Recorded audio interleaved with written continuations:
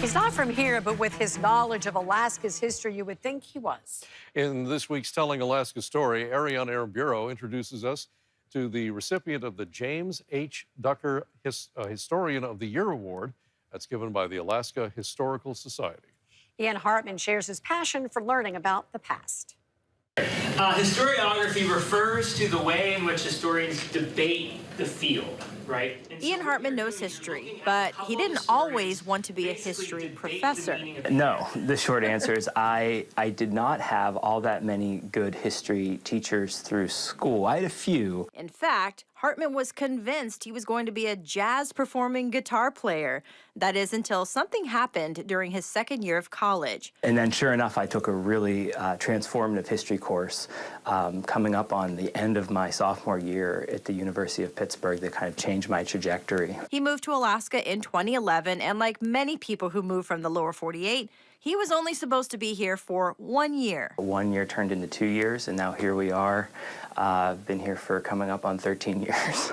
Hartman is an associate professor of history at the University of Alaska, Anchorage. He's also the department chair. So to this day, I really do believe that it's the teacher that can really stir the passion, and if you don't have that, then history tends to be one of those overlooked disciplines. But it's not just Hartman's impact in the classroom. He's also contributed a great deal in making sure Alaska's history is remembered.